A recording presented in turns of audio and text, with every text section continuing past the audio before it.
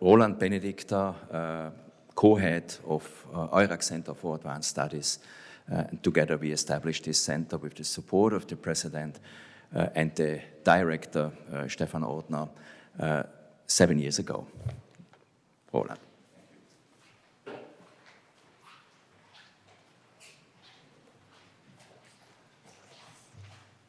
Yeah, thank you, Roland. Thank you, Harald. Thank you all for coming.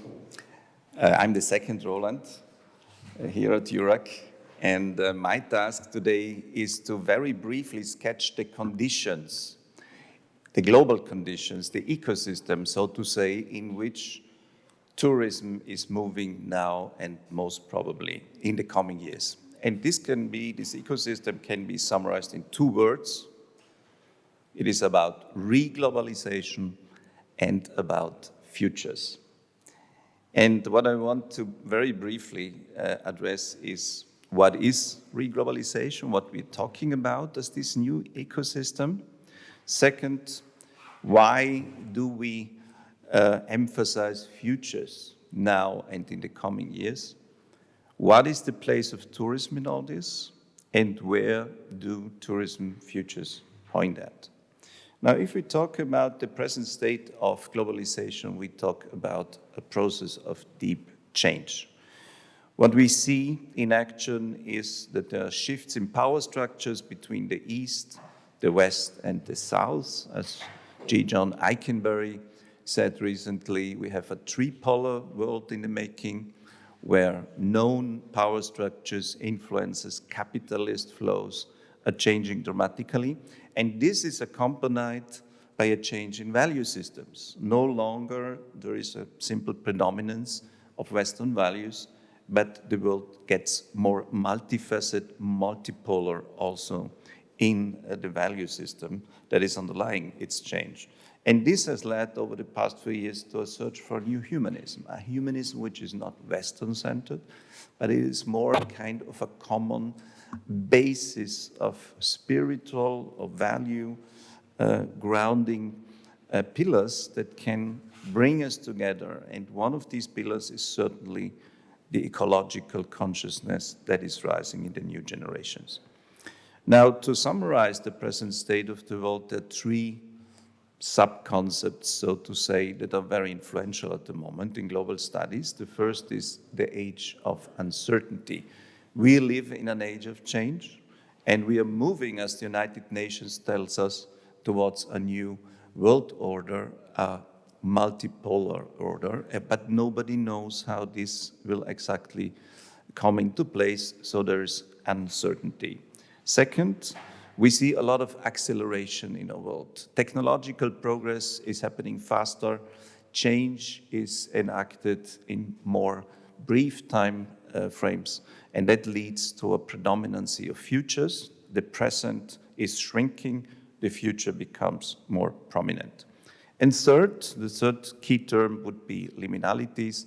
Liminalities means that everything is in flux and that nobody can be sure of nothing. Everything can happen at any moment. And this is another argument for emphasizing the study of futures, because we have to be prepared. Now, to put some order in this system, which, as you see, if you take together uncertainty, liminality, and the borderline situation that we generally are experiencing, then you see that there's a lot of confusion, a lot of search for orientation. And the institution that has given us really an outlook on the decisive elements, how the world is reconstituting itself, so about reglobalization, is the United Nations. In its 75th anniversary priorities, the United Nations has said there will be 7 big axes around which the world will be revolving in the coming years. And these axes are first the climate crisis, which will transform our ways of living and thinking. Second, we live in an era of conflicts. Think of the Gaza war, think of the Russian-Ukraine war. We live in an age where new direct confrontations are transforming patterns of interrelation patterns of cooperation, but also pattern of relationship between different realities and ideologies. Third, there's the impact of digital technologies, which cannot be underestimated. Fourth, there's inequality.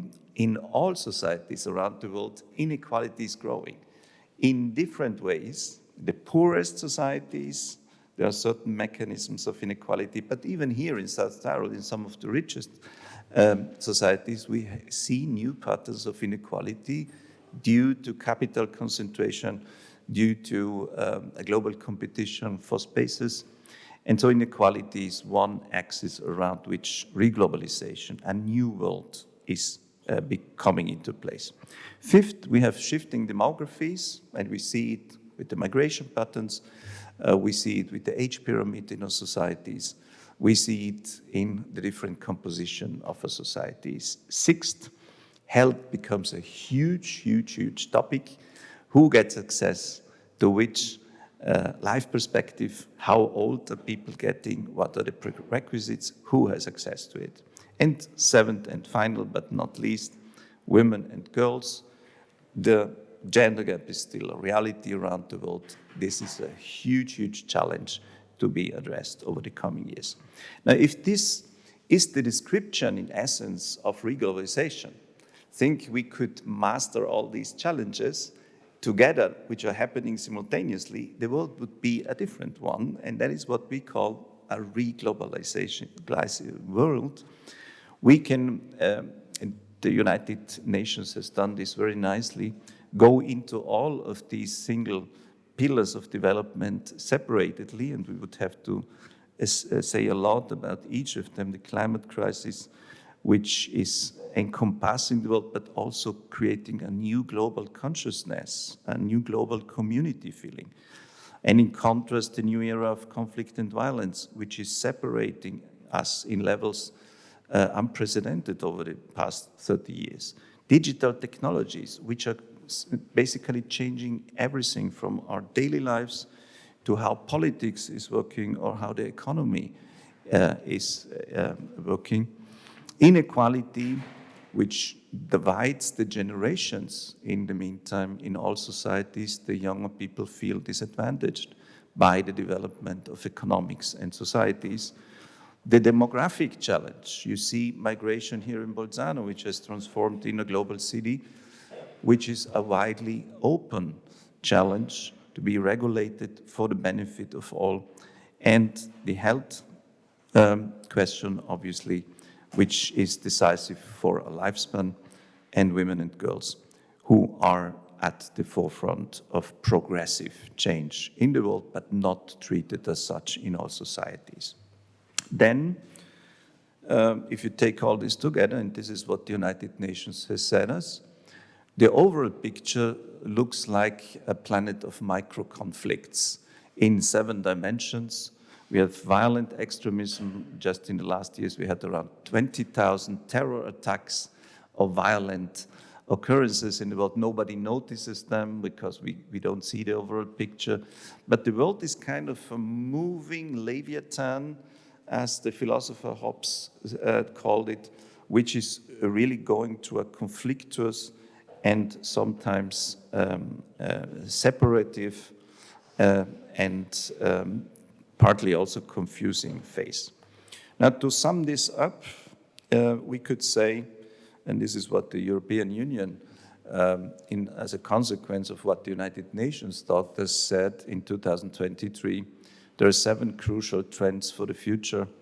Global fragmentation, so a divide between the East, the West, and the South, which can also pave the way for a more balanced power structure.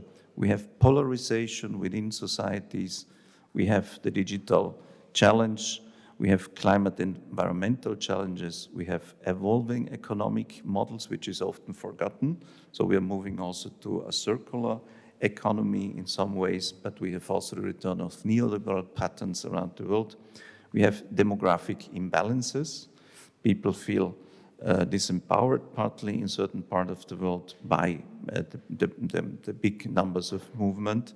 And we have certainly a change in politics partly because of the populist challenge. And taking all this together and summarizing, we have the challenge to rethink globalization as we knew it, and to rethink it means to think about reglobalization. Now, in the 2019 pre-phase of the pandemic, we published an article where we said, what will all this be then if the world is changing in 7 axes at the same time, and it is written by uncertainty, liminality, and acceleration, what will this world be then? And what we saw, and this is now the conclusion of this first part, is that the world has become more unstable, but at the same time, all global bodies, for example, the United Nations and its sub-bodies, are in a huge crisis because they are polarized. If you see the Security Council of the United Nations, if you take a look at the Women's Council, at the Human Rights Council, or even at other bodies like the World Health Organizations, you see a huge paralysis because there is an ideological confrontation in times of war, especially between the East and the West. And the question for Antonio Guterres, the Secretary General, has been since 2020-21, what to do, how to go forward if we are paralyzed between different ideologies and there is no talk anymore and diplomacy is paralyzed. And this is now the big jump I want to make. If this is reglobalization, if the world is renewing itself, there is an exit from the current paralysis which has been proposed by Antonio Guterres himself, which is let us turn to futures. Why? The present is very complex and very disputed. What we still have in common, even if we are contrary opinion in basic all single 7 axes of where they should move, we still have in common one thing, which is the future. The future doesn't exist. It is open for everybody. Everybody needs a future, and the future is much more easy to address than the present because it simply doesn't exist. So many think in the East, the West, and the South, the future can be the common ground of discussion because it is less dangerous, it is less immediate than the present, simply because it still doesn't exist. And this has led, and I want to do this very briefly, to an explosion of the importance of the future in today's world. In fact, at the 75th anniversary of the United Nations in 2020-2021, the Secretary General Antonio Guterres says, we have a vision for a global world 2.0, which is the United Nations 2.0. And this is a decisively more future-centrist organization and world. And there was a nice declaration in this occasion where the heads of state said, we have achieved a lot, we have more to do, we are going to crisis, and we should, as the declaration stated, leave no one behind, protect our planet, promote peace and prevent conflicts, abide by international law, place women and girls at the center, build trust, improve digital cooperation, and upgrade the United Nations. All very generalizing requests, but the most important request was, let us think about the future, let us make the future the center of the United Nations. And this is a big step, a big turn, because the United Nations and other global bodies, as you know, were always present-centered. They had to solve the 7-axis problems, but not by thinking about the distant future of these challenges, but by addressing the present. This has changed just recently. And the question was, and this is an excerpt, you don't have to read it, but it is just an excerpt of a talk by Antonio Guterres where he said, we are faced with breakdown of the international global system in times of reglobalization, or with a breakthrough, and the breakthrough can only be to focus more on the future. And this led to the fact that in early 2020, the United Nations asked 1.5 million people around the world, how do you see the future? What do you expect from a new global order? How should reglobalization orifice in a new, more beneficial global order? And these 1.5 million people answered this question, and this led to a breakthrough report. I recommend it to everybody who is interested in the future of globalization, of September 2022, so very recent, just 2 years old. And there it was recommended, and this is the official orientation of the United Nations nowadays, we focus dramatically on the future. And this is a 5-fold plan where it was outlined that there will be 5 pillars of futuring in the United Nations for the world in order to get a grip on reglobalization in a progressive way. First, to organize a summit of the future as a milestone of this turn toward the future in September this year, so in a couple of weeks' time, exactly in 1 month from now, on the 22nd, this summit will start. Second, to create a United Nations Futures Lab. Third, to create a Futures Trusteeship Council, so to transform the existing one. Then to produce strategic foresight reports periodically.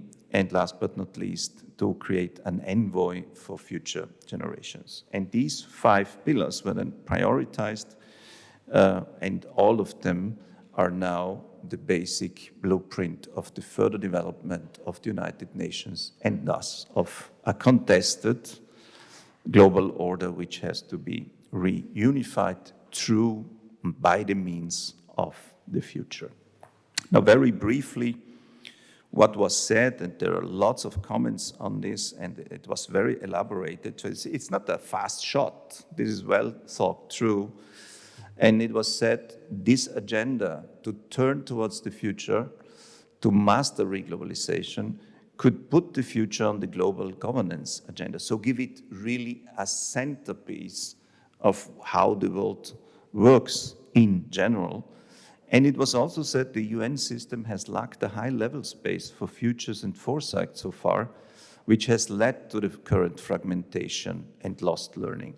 We need more futures to get the world together. So in a few words, these 5 pillars, Summit of the Future, Trusteeship Council, Futures Lab, Strategic Foresight Reports, and Envoy for Futures Generation, depict an overall trend that is integrating global transformation patterns with futures thinking and research. And what I want to show you and assert is, as you see on the top right, that this is a systematic path. It started with the SDGs agenda in 2015, which will conclude the agenda in 2030, but over different steps, this leads to a futuring United Nations in the ideal case. Let me just mention as a sideline that this obviously is also connected with the search for new sustainable development goals for the future.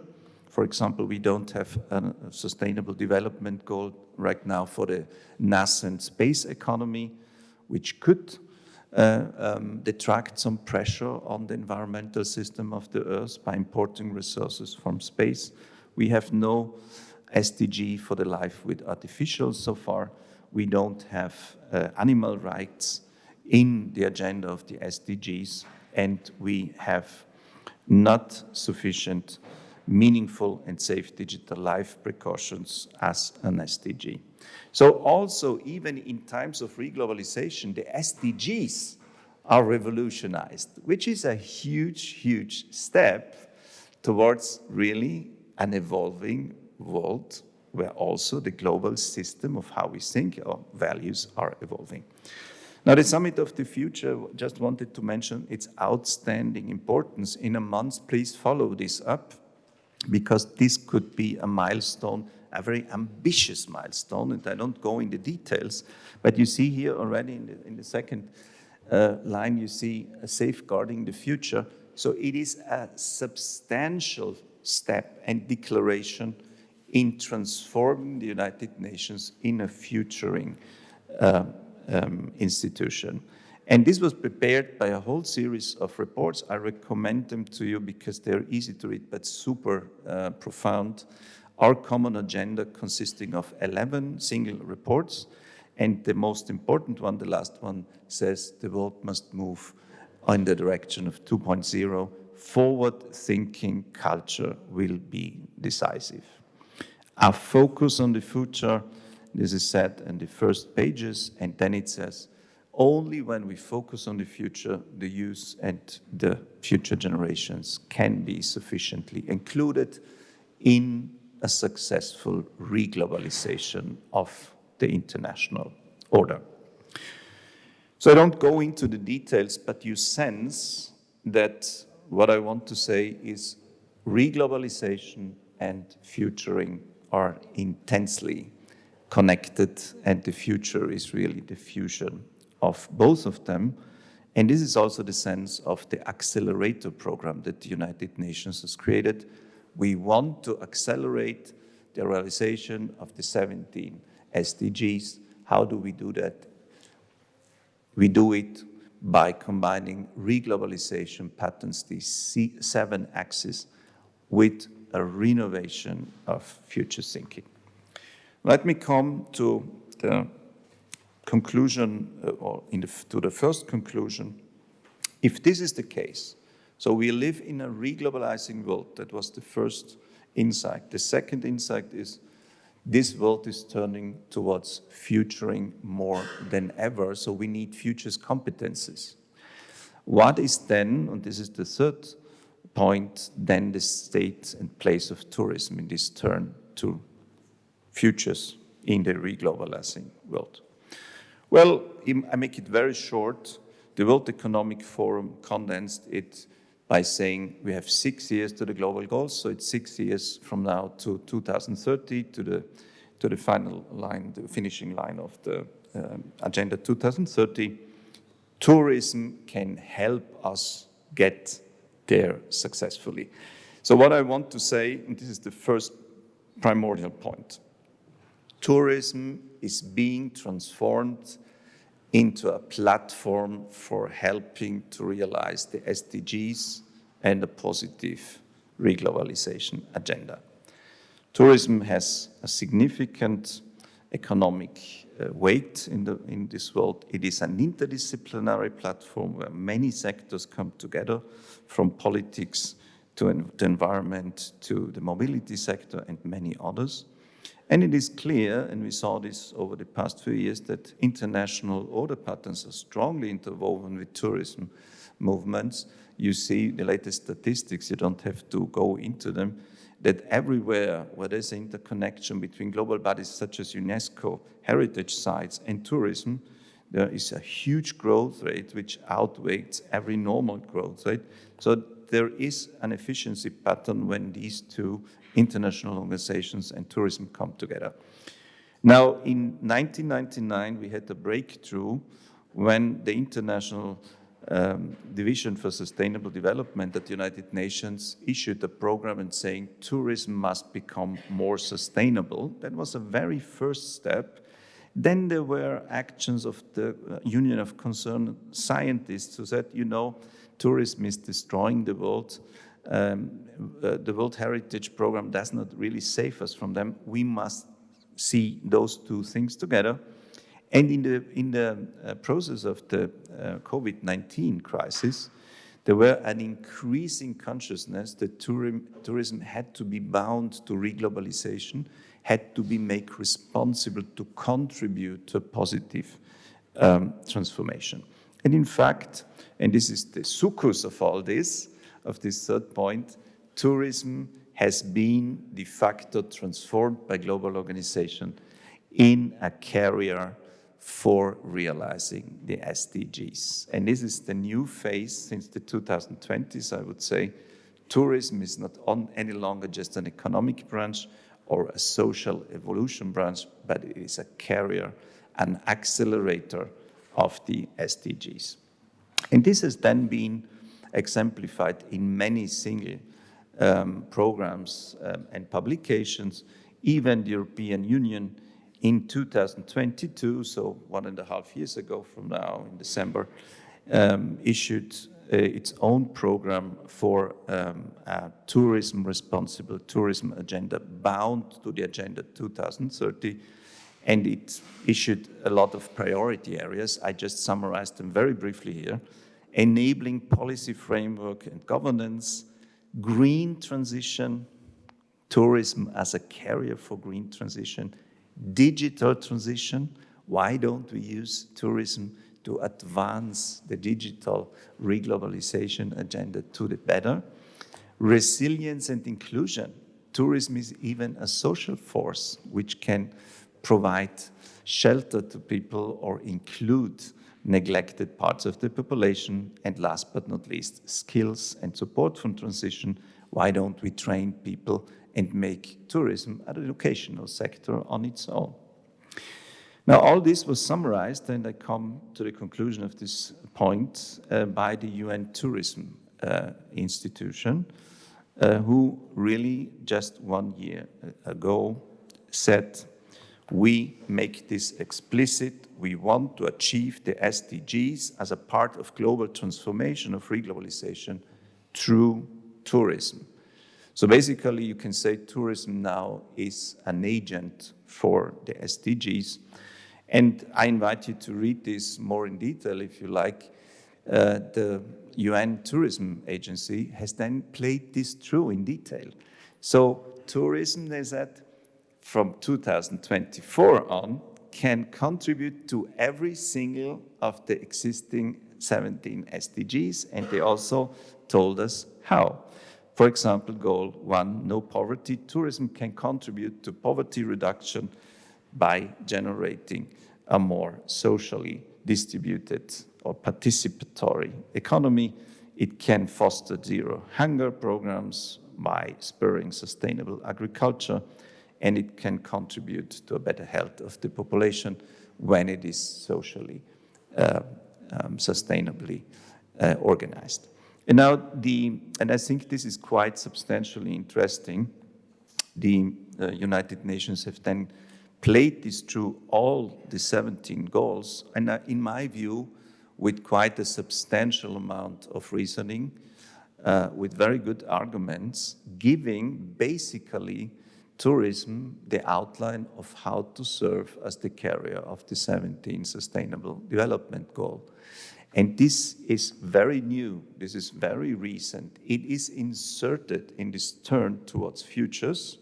It is directly connected to reglobalization because a positive reglobalization depends on the realization of the SDGs. And it is highly, highly relevant for the progress of the tourism industry itself. So this gives you a kind of cluster of orientation map. How do we want tourism to further evolve? Use the 16, the 17 SDGs. Use all of them and create more of them. You create 18, 19, 20. We will see how many there will be in a couple of years' time. But in any case, make tourism an accelerator of the SDGs. And this was, and I finished this point, then connected with new educational programs, for example, on training, visitor management, community participation. So the international organizations such as UNESCO tried to make it an educational program for different stratus and parts of humanity all over the world.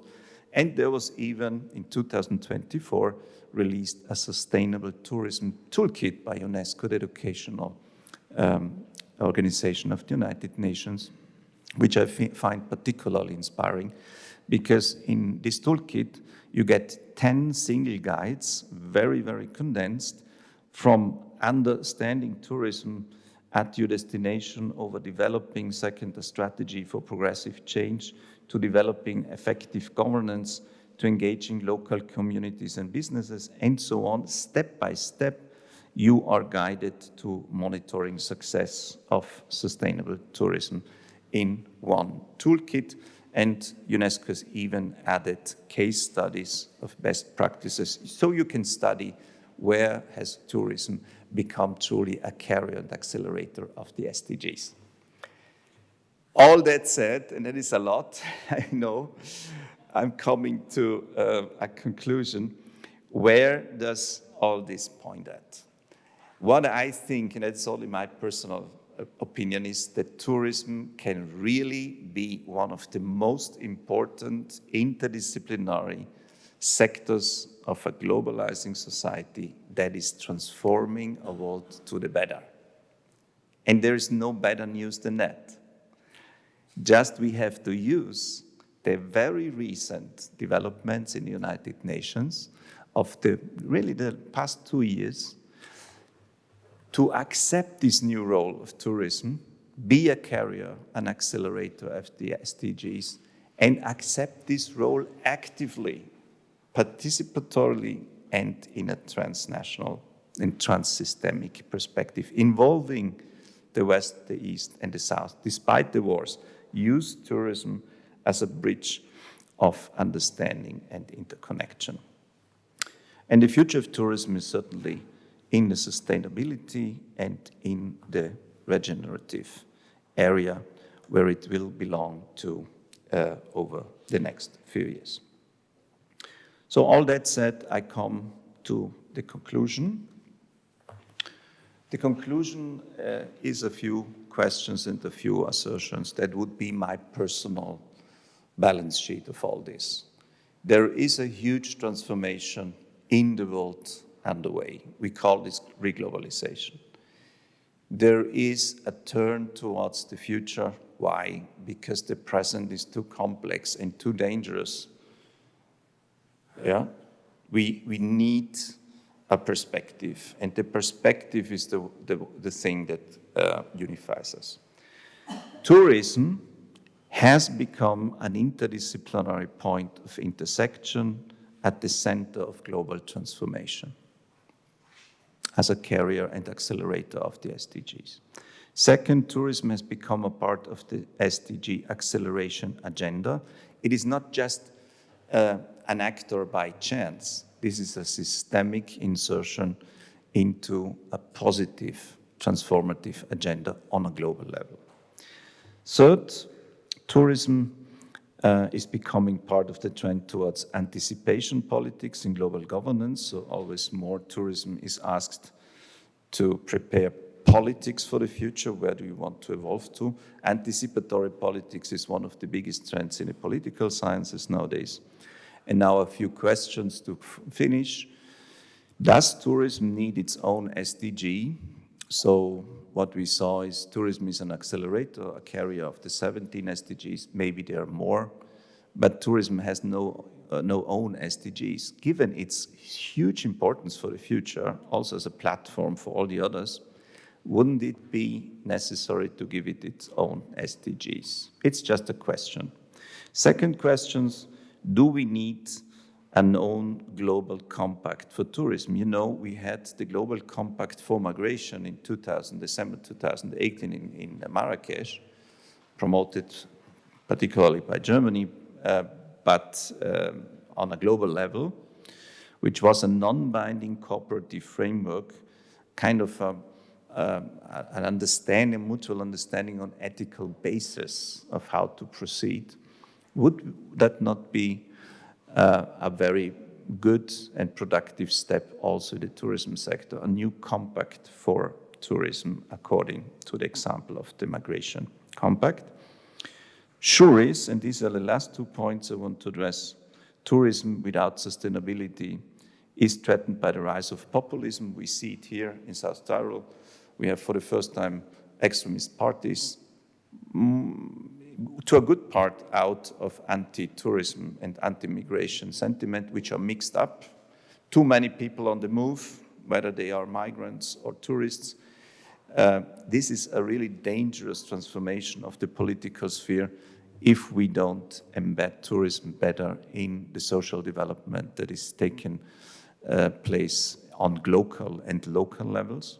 And last, tourism without adaptation to reglobalization and futures is threatened by the rise of new arrangement, paradoxically coming also from the United Nations, like the rights of nature. We have, and we had a very good friend here as a fellow of our UNESCO chair, Alex Butzer, who is the ambassador of the United Nations Harmony with Nature program. And he says, on the long term, if we don't get a grip on the exaggerated movement of people, all kinds of people, not only tourists, there will be a counter movement which will lead to rights of nature. That means that rivers, trees, mountains will get their own legal rights that can then be brought in front of the courts, and which will then put a serious constraint on every tourist enterprise or tourist innovation program.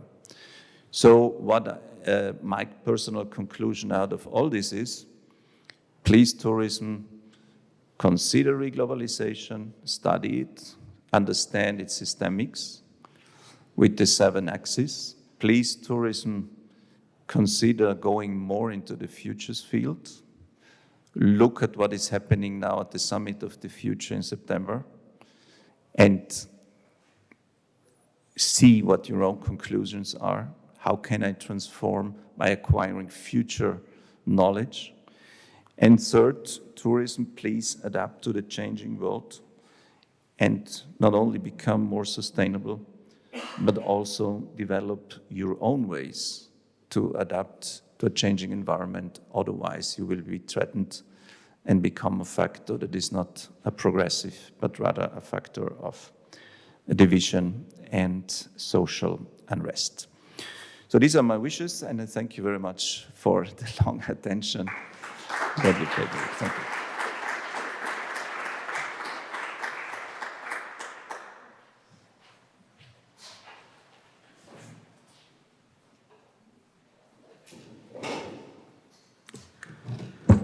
Thank you, Roland. Great speech, I would say. Yeah? So you opened our minds. And I guess we will have really, really interesting discussions this morning, because after you now, we have several personalities and people, first of all, knowing about the UN and UNESCO agenda, but then also knowing about how to work on futures. So thank you very much. I guess this is a new view on how we can discuss changes and transformations in tourism and leisure sector. As I mentioned this morning also, if we consider over-tourism a serious problem, then we have to change ourselves. Only when we start to change our lifestyles, we will beat that current issues, problematic issues in the field of tourism. And you said the same at the end of the day. You were focusing on the question in what way tourism can become an accelerator for and towards sustainability.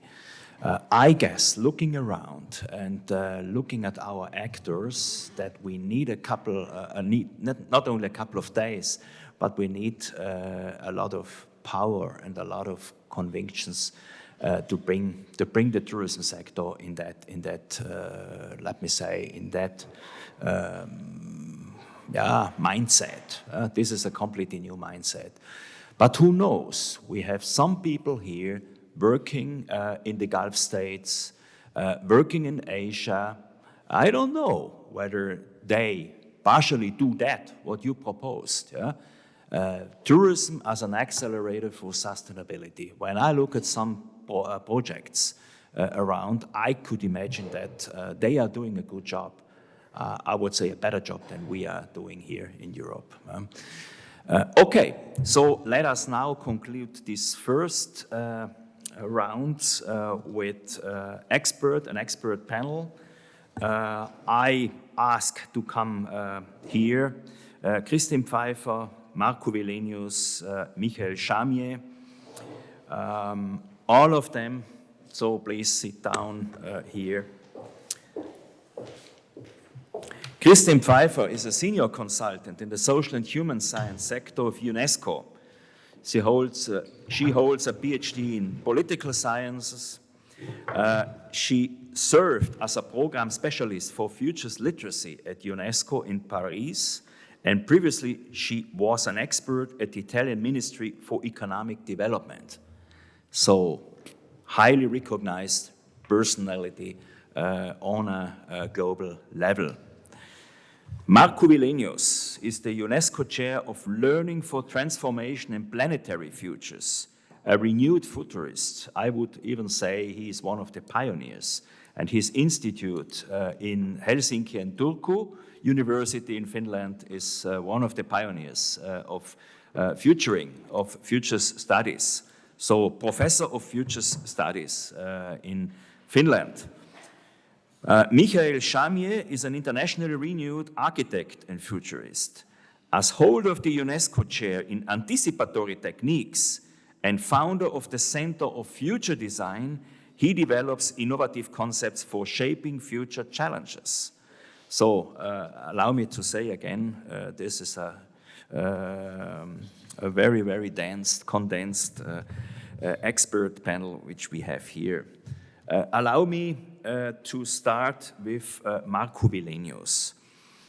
Markku, I remember Wolfgang Harald.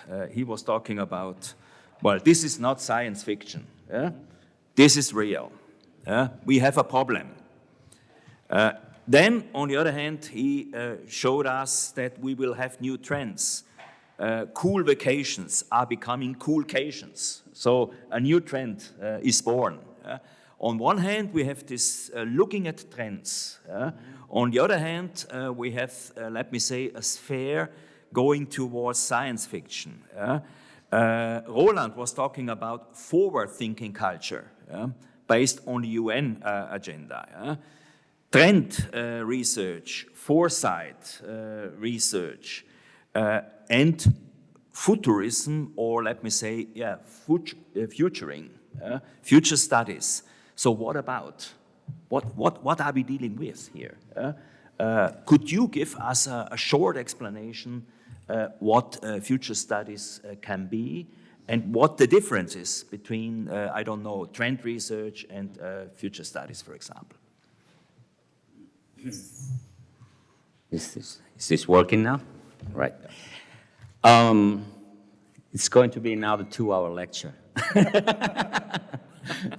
Sorry about that. No, of course, I tried to be very short because I think a lot of those issues that we are fiddling with was already mentioned, and I would like to top on that something that comes from my particular perspective, which is that the first issue, I think Wolfgang put it out very nicely, which is about actually a fragility. The fragility that is stepping in all of our systems. Obviously, that's a challenge, but that's also opportunity to learn something that we have not been able to learn this far. And tourism, to me, is actually, and Roland, the president, said that very nicely, it's about xenophilia. I would say, from more kind of as a cultural anthropology, which I'm not, it's about the nomadism in ourselves, which always tries to find new expressions. And because it's so old, it comes much behind our current cultures. It is something which lives in us very strongly. And we need to make use of that because that's about the curiosity. Now we need to be more curious about how to deal sustainably with our planet. And tourism can be the way, actually, how we are doing that. But we can only do that if we have the third aspect, which you were actually asking, which is that how do we make sense of the future? And how do we define what type of the future we really want to live in? If we are not able to define it, if we just continue the way we are, and we have not set ourselves any ambitious goals other than creating more wealth or more jobs, more the same that we have done for so long time, this is not going to end up well. So the clarity of the goals that we have to face the challenge of fragile planet in which we are living calls for a very different type of, I would even say, ideology, very different kind of mindset. And again, as we speak in here in this conference about the tourism can be a vehicle for that, for learning, for creating that critical awareness of where we are. I did my PhD on climate change in '97. It was still quite fresh topic. Now we have a multiple evidence, and we all know that, how the patterns of the weathers are already changing around the planet. This has been going on for maybe 5-6 years if I look at the statistics. Dramatic changes. And we just need to take in that fact and think, again, going back to Wolfgang's point, there is no way back. I mean, the others are also saying, this is something about the new age in which we have already started to live in. So, to me, what can futures thinking and action give us and contribute is to make the clear pathway into something which we truly desire. And I'm really excited about talking about this topic here in Bolzano with this beautiful place. But me and my wife, we have been hiking here for a couple of days before this conference started. And it's so amazing, the diversity of the nature here and also the kind of the interaction of the nature and culture. So if there is any kind of a site for learning, I think this is the place, and this is where it should start. And this is where I stop, maybe you could be actually a pioneers for this new era of, and I heard somebody already said that, meaningful, I would say even mindful tourism that we truly need, which takes away the destructive elements of the tourism and replace it with something that we truly need. Thank you. Thank you very much, Markku. So now we have a task to fulfill in the next couple of years to become a pioneer and create a kind of transformative leadership for shifting forward in the context of a European tourism, I have to say, the agenda. But I'm wondering how we will discuss later. I see Christian Ubiali, I see Alessandro Dassi working in other countries, how they see the things with their views and their perspectives. Great. Let me move to Christin. Christin, I cited you this morning. Don't ask people to describe problems. I like this so much because I also myself, I'm coming from this classical strategic thinking, and we always started with the problems, the problem statement. And after describing the problem statement, we tried to create a mission, a vision, a strategy. And the strategy, so in other words, the way how to come out from the problem sphere into the objective. We should forget this, isn't it? Thanks a lot, first of all, for being here and for the question. From my perspective, yes, you just missed maybe the second part of what is associated to this question, or let me say, and this is also what I took away from today's to this morning's very interesting presentations, is don't focus only on describing the problem, as usually the problem is rather known. Try to use the brain, let's say the collective intelligence that you normally have in a room, the more diverse the better, to focus on what you want, what is the vision, where would you like to arrive. It will be broad if you start with the futures exercise. And I don't know how many of you are really familiar with futures. Can you just raise your hands? How many of you did a foresight exercise, a futures exercise? Okay, that's not many. So let me frame what I wanted to say with this. Our normal thinking style is we see a problem, we think about immediate contingency, how you would call it. The European Commission is also promoting that very much in our research projects and programs. And then we arrive to a certain probable, better future, hopefully better future. What if, and this is UNESCO's mission since a while, and I had the privilege to lead the work stream, and I now coordinate the UN community of practice on strategic foresight. So I see how people can learn and upskill themselves here.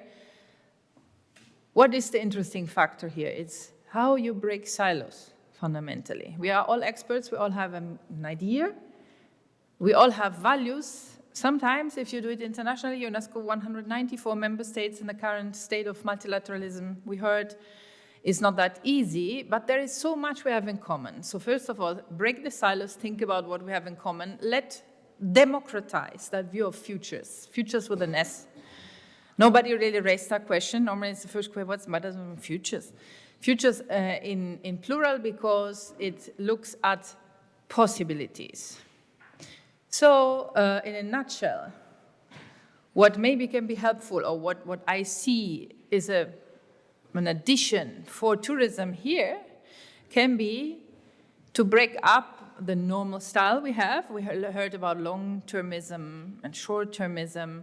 Futures is not about forecasting. There is no data from the future. There are many things that can happen, probable, but there are other things that happened or that will happen which we don't foresee now. Good sides, bad sides, all of them. So accept that complexity, appreciate that novelty. As we say at UNESCO, use the future to rethink the present. Really empower yourself thanks to the future by not immediately being rational and just following the path. I have a problem, this is what I can do if I have, if. Because your vision is reduced by that. Now, take the opportunity to, we call it reframe. I'm making a very banal example. I just want, as the group is not maybe so familiar with the concept, just to say the future of urbanism. Great experts in the room, everybody will have an opinion. Ask people, what would you do with the houses if people wouldn't live in houses any longer? UNESCO is not saying we're not living in houses, don't get me wrong, but ask people to take a different view. What would you do with the houses? You will be amazed by the quality of answers, this collective intelligence, this co-creation that can be there. It's normally really nice. The more abstract, the better, because you get out of the comfort zone, which was another word we had today. You accept that complexity, that little craziness associated to it. And then, and this is very important, you backcast to that good use of houses, because what you will arrive at is the values that are behind your vision, which normally have much in common. So if you look at tourism and transformation, again, let's try, I know it's not an easy task, not to think in silos again. We heard words like lifestyle. This is not something self-standing. It's not, you talk about lifestyle. It's connected to education, it's connected to finance, it's connected to infrastructure, mobility. So there are many things, and tourism is a good example, no? And we heard, is it a self-standing sustainable development goal, or how should we treat it? Can it be a driver of change? Certainly it can. So in a nutshell, what futures can provide here is taking away maybe our attitude of problem solving. This is what we are trained, no? And problem solving is short term, but use imagination. put it aside. It's not one is better than the other. It's not, the exercise is not about that, but it's okay, we live with it, but now we are looking at our blind spots. And first step, an amazing step for those who didn't try, and it's great to have many UNESCO chairs here, and the reframe exercise can really show how biased we are. And this is not an error of us as such, but we are biased by nature. We are biased by acoustical, imaginary things. We are biased by communication, whatever else. So getting out of the biases, not looking for, and we have some exercises to help you. If you want to challenge yourself, they are openly available. Everything that UNESCO does is open commons, can help you to check your views. Is time only linear? Is it circular? Look, as we said, as we heard today, we have a Western-centric approach. But that doesn't mean we cannot understand other cultures. Why culture? I quote somebody who said that nicely. Culture eats strategy at breakfast. What is not in our culture, yes, we can do it because we are forced to, yes, and I mean, we will have, well, most probably you had a lot of discussions that are based on this rational part. But what we need here is more imaginary and in a safe space. So it's really an exercise. You come up with some new ideas, and this is what UNESCO, as a laboratory of ideas, this was our initial role, wants to foster. And that's what we need, because yes, we are here now. It's important that we are here, but there are future generations. There will be an annex, specific annex in the Summit of the Future. We heard a lot already on future generations. UNESCO worked on that already in 1997. There is a declaration online, which is already amazing. So what are the responsibilities of us now towards future generations? Which doesn't mean young people. It includes young people, but it doesn't focus on young people. So all this to say, break the silos, use foresight collectively, shed light on the blind spots. And normally this is also includes a portion of very good fun, because you feel there is an agency you have to change things. So this is in a nutshell why I wouldn't focus too long on defining the problems, because our the more important brain power should be about the new vision, and then backcasting it to what we have to do. A boring action plan, I guess there is no way around that, no? But a self-responsibilization in order to reach where we want to be, thanks to our imagination. Thank you very much, Christin. Great perspectives. So not invest too much time in the problem-solving issues, because this is a short-term thinking. On the other way around, have a clear view on visions, on new ideas and perspectives, and try to implement them in a process-based way. I come now to Michael, Shamiyeh. Christin was asking how to break silos.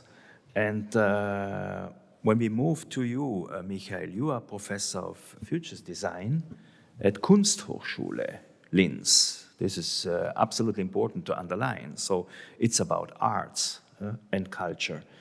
Christin was also talking about culture. I could imagine, I don't know in what way culture, and especially arts, can have a special role in breaking silos and in creating new perspectives. That's a tough question, thank you. Well, I think, let's put it this way. And first of all, thank you for introducing me as an architect, because I regard myself as an architect in the broadest sense, not building something with brick and mortar, but rather teaching and helping people and organizations to create desired futures. And it may lead to the answer you're asking me, how to break silos. I have both backgrounds, one in business and in design. And if you look at business schools, and that leads me to Christine, what she was saying, they usually try to investigate something very analytically. How does this bottle look like? How does this pen look? How does it work, and so forth? And how can we get, if we improve that, how do we get into the future, right? So they're looking at something very specific at resources. And that's not the approach that arts is doing usually. Arts are usually starting from the blank slate, saying, what do we imagine? What is it what we really care? What is it what we really want? Rather than looking at something, how to improve it or make it better or to mold it. So arts is really in opposite, even if you think of natural sciences, investigating a leaf of a tree and so forth, it's really a different way of thinking, of cognitive processes. So rather than looking at something, rather imagining something and trying to ask, what are the resources, what are the things we need to create this, right? And that leads to both comments from Markku and Christin, actually. I think a lot of troubles we got in all the time in recent decades is that we fostered foresight or even forecasting, meaning that we were looking at the data, what's available, and trying to make assumption how this data that we have now leads us into the future, right? Forecasting, that's what we call, or foresight, that we try to figure out, let's assume if this and that happened, the trend, where do we get to? And this is one approach, similar, a very analytic approach, but dissimilar to artistic approach rather than asking, what is it what we really want? What's the future we really wish for? So to be more precise in Bolzano now, the power you have here in this consortium and even having this research lab and even the city and a concrete agenda, tourism in the future, to ask yourself, so what is it that tourism we see and want into the future, rather than asking and looking at a lot of agendas? I mean, it's clear there are UN agendas, UNESCO agendas, and SDGs and so forth. That's all clear, and what they ask for, that's more sustainable, peaceful, and so forth. We know that. But what is it what you want here in the city? What can you do? And then I may go backwards in some comments we heard before. Roland was talking about forward thinking. We have to embrace forward thinking. I would suggest stop purely thinking, make forward thinking and doing. Do it. By doing, you're learning. Being always abstract. I mean, an artist always saying he wants to do something, or even a designer, whatever, you would never sit here in this room if no one says, let's build this room together here. So you have to become active, rather than always talking about this.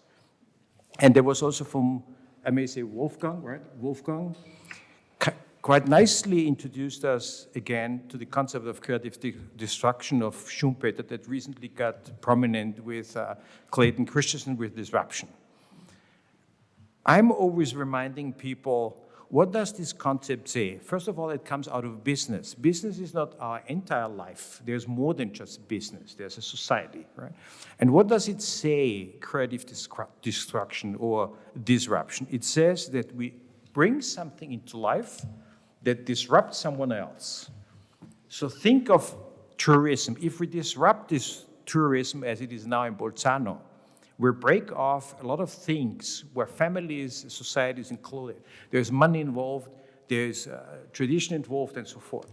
So I rather propose, rather than destructing, being very forceful, allow something to take on, but implement something that you really like and put it aside to it. So have two things or more things in parallel going on, rather than disrupting and killing, in the worst case, societal structures and so forth, right?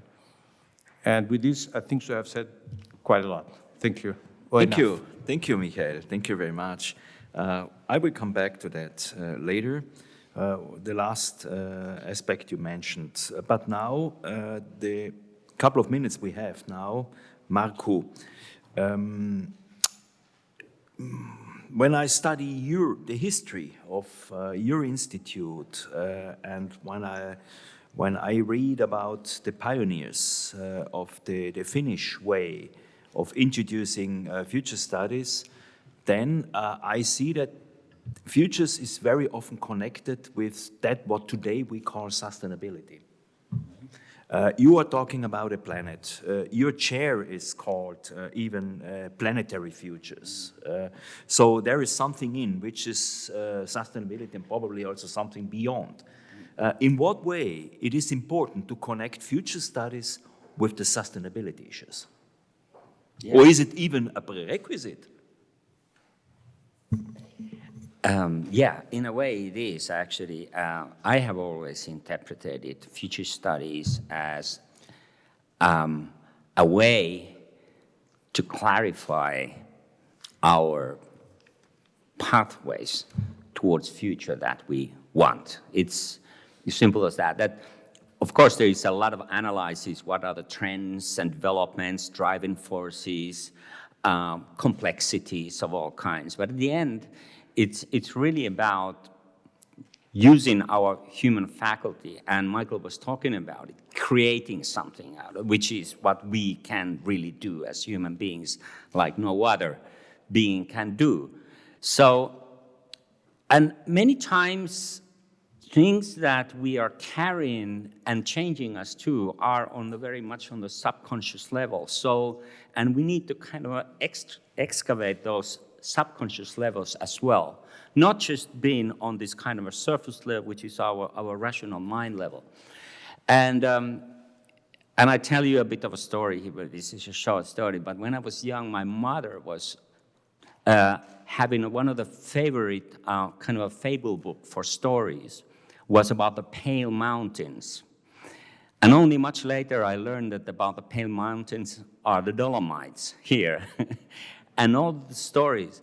And I was recently recollecting those stories, and they are wonderful stories because they actually tell a lot about how we as human beings faces different challenges and problems. But if we keep determined, if we have an integrity, and we are going for the common good,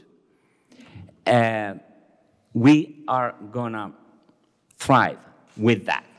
And so there are different kinds of happy endings in those stories, but they all tell the same thing. You have to go through the struggle, but at the end, you will get something much more, and usually it goes via the others, not just doing things for yourself. And those are the fundamental stories which we are living. And right now, when we think about how we can kind of use our faculties as a human beings, we can kind of think that we have learned in our business schools, in our institutions, using a great amount of our rational mind, our thinking processes. But what we are not that good at is actually two things.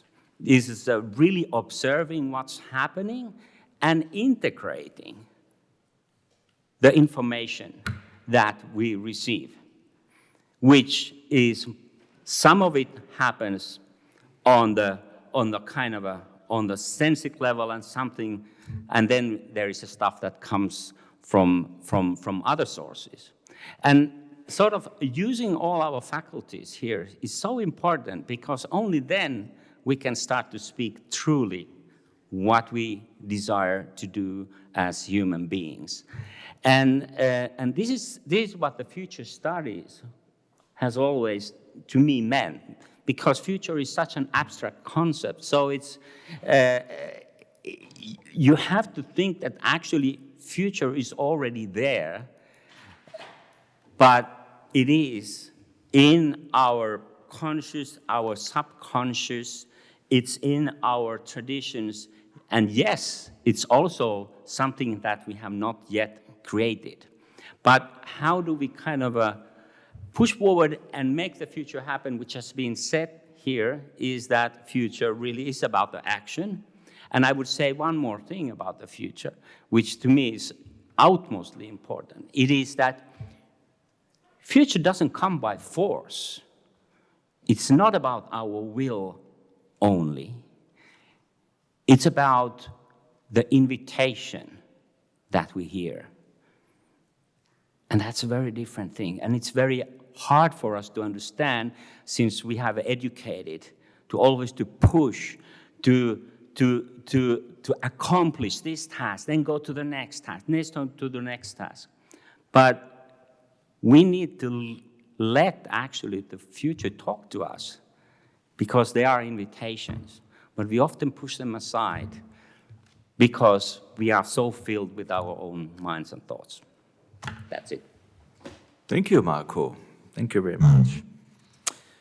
Christin, we heard a lot about, so this is really new for me also, about desire, about implement something which you like,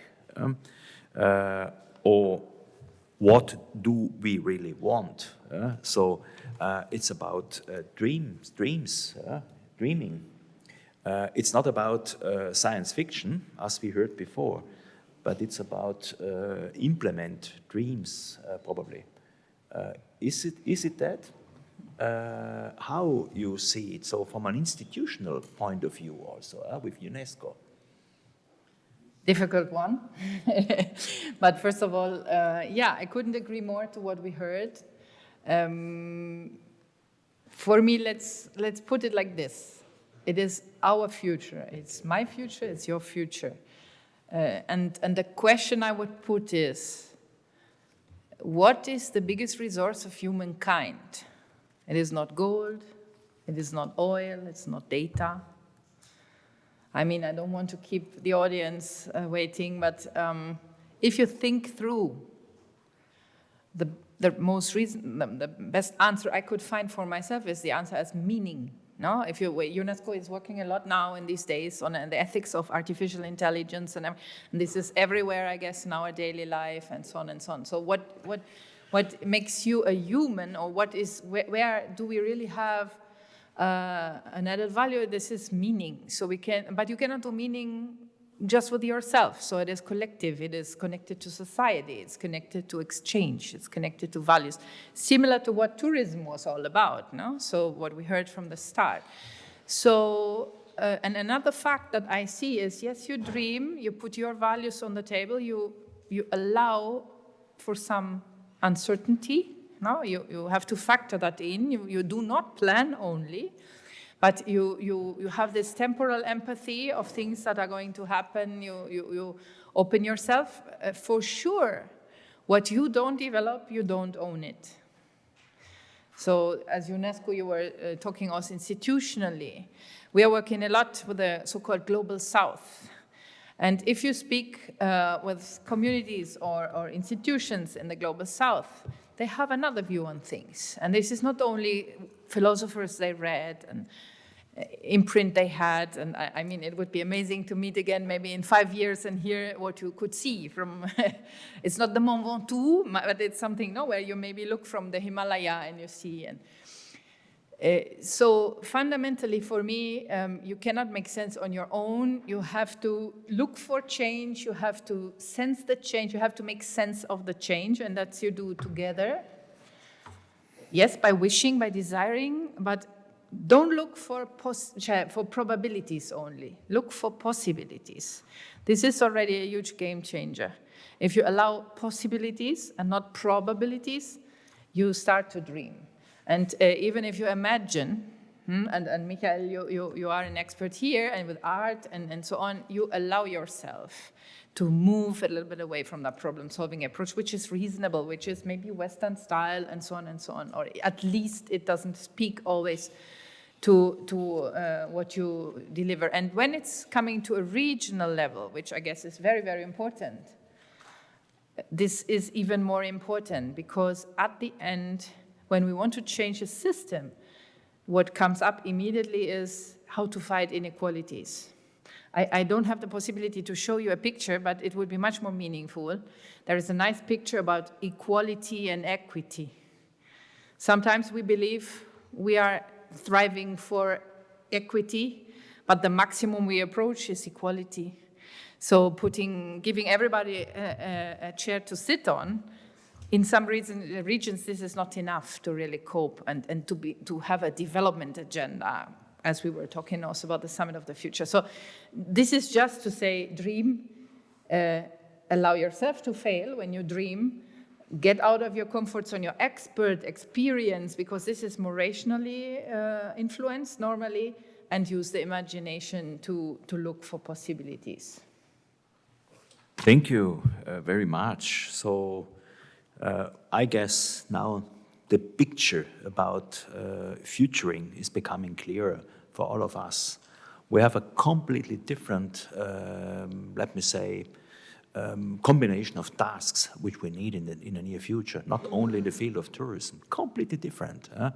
So as a tourism teacher, I would say we have to redesign our programs, our teaching programs.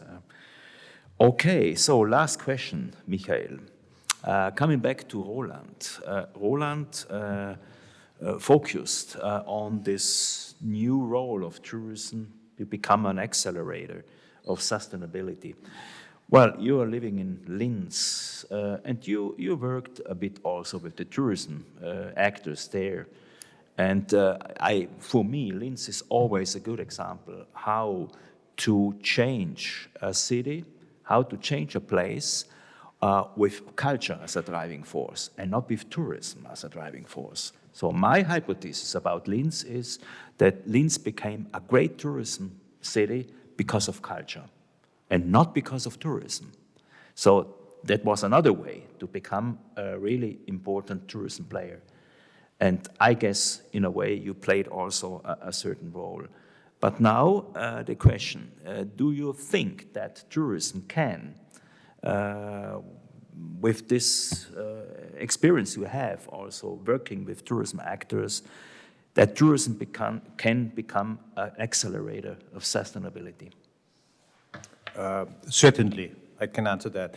Although I was not particularly working with Linz, but many people don't know that I was working in tourism for many years in the Caribbean islands, working with Hilton, Kempinski, with all these classically traditional companies. But what we did back then, and the biggest commission that we had was 150 million in Croatia back then in euro.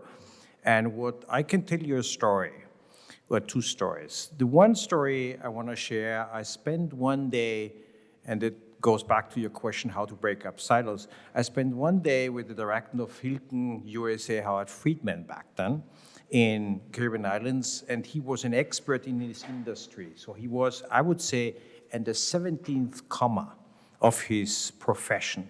When he was looking at something, at someone, he could say, this person likes this kind of amenities, likes this kind of room, would be able to pay that much for the room and so forth, blah, blah, blah, blah. But if you ask him, do you see Airbnb? He couldn't see that because he was so much in his classical silo of tourism. With all respect, I mean, he was an expert, but Hilton couldn't see that, right? And what we did at the end then with this large commission which we had back then, we said we have to find glasses that we put on people that they see the world with different eyes. And that leads me back to your culture question. So as long as I'm here now, we're talking about tourism, very abstract. I've even seen in one of the 7 points Bernhard was putting up, I haven't seen anything about the values that drive tourists today. We have a lot seen of demographics, and when tourists talk always about tourism, they talk demographics. There are these people with this income, maybe coming from this country, blah, blah, blah, and they make it publish even on the website. But I haven't seen anything even today how the value systems of tourists is changing. Okay. But what do I mean? What do I mean? Let me give you an example. There could be two women coming from the same country, having the same income, but having different values, meaning the one person is a career person driving a Porsche, is polluting our climate by going 3-4 times to Dubai or wherever, you know, with the airplane and so forth, having the CO2 emissions. The other woman with the same income says, no, I'm a PETA activist, I'm making ecotourism, I'm going even by bicycle or whatever, you know, enjoying the region here, just buying local food and not making this kind of CO2 footprint. So meaning those two seemingly equal people in terms of demographics have completely different kind of ambitions of tourism. And that leads me to the second thing. You may provide a tourism that is a complementary world for people making, going abroad, meaning charging their batteries. I need an off time from work. But there may be a lot of people, and we have back then investigated that 1/3 of the world, of the Western world, is not going on vacation for charging their batteries anymore, to have an alternative world, like a Disney World or whatever, a nice beach or whatever, sightseeing, going to Caribbean islands just to charge their batteries, but to have a complementary offer, meaning they want to become active with the people local, learning something from there. For instance, how to cook this meal, want to be active in tourism. So what I wanted to say, if you want to change tourism, you first of all have to look at the value system that changes lifestyle, product, services, and then go on and see how that affects what you can offer. Ladies and gentlemen, what a great panel. Thank you very much to Michael, Markku, and Christin.